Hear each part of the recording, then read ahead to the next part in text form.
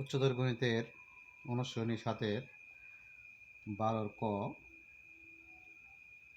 সমস্যাটি ২০২৬ সালের এসএসসি পরীক্ষার জন্য অনেক গুরুত্বপূর্ণ। তাই সমস্যাটি সমাধান করার জন্য হাজির হয়েছি।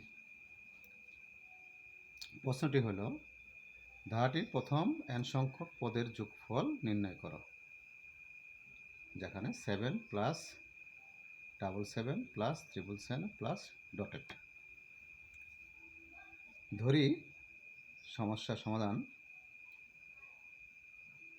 ধরি s সমান 7 plus 7 plus 7 plus dotted n সংখ্যক পদ পর্যন্ত। n সংখ্যক পদ পর্যন্ত বা s সমান, এখানে আমরা 7 কমন নিতে পারি। 7 কমন নিলে 1 plus 11 plus 111 plus dotted n সংখ্যক পদ পর্যন্ত। 7 গুণ আছে, এই পাশে সাইড চেঞ্জ করলে ভাগ হবে। তাহলে লিখতে পারি 1 plus 11 plus 111 plus dotted n সংখ্যক পদ পর্যন্ত। বা আমরা এটা এই লাইনটাকে আমরা 9 দিয়ে গুণ করতে পারি। 9s/7, 9 plus 99 plus 999 plus dotted n সংখ্যক পদ পর্যন্ত। বা 9s/7 আমরা এটাকে লিখতে পারি 10 - 1 plus 10 square - 1 plus 10 cube -1 plus dotted n সংখ্যক পদ পর্যন্ত।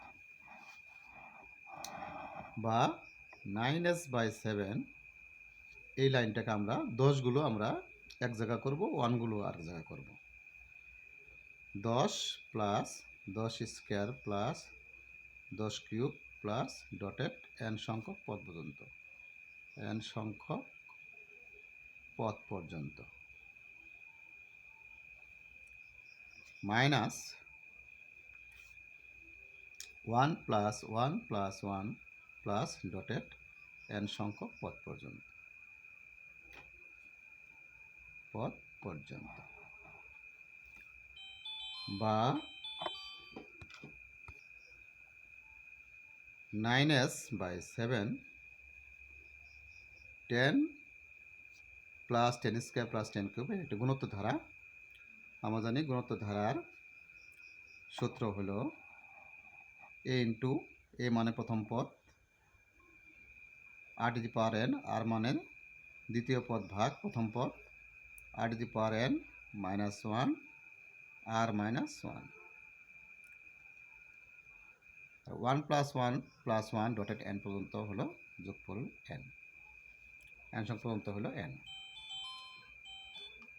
বা 9s/7 এটা আমরা লিখতে পারি 10/9 10⁻n - 1 n। তাহলে s সমান লিখতে পারি, এখানে 9/7 এটা এখানে কি আছে, এটা আছে 9 আছে গুণ, এই জায়গায় হয়ে যাবে ভাগ। 7 আছে ভাগ, এই যাবে গুণ। তাহলে 10/9 10⁻n - 1 n।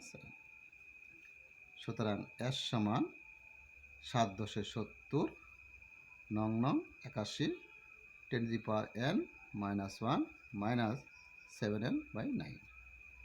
এটাই আনসার। ধন্যবাদ।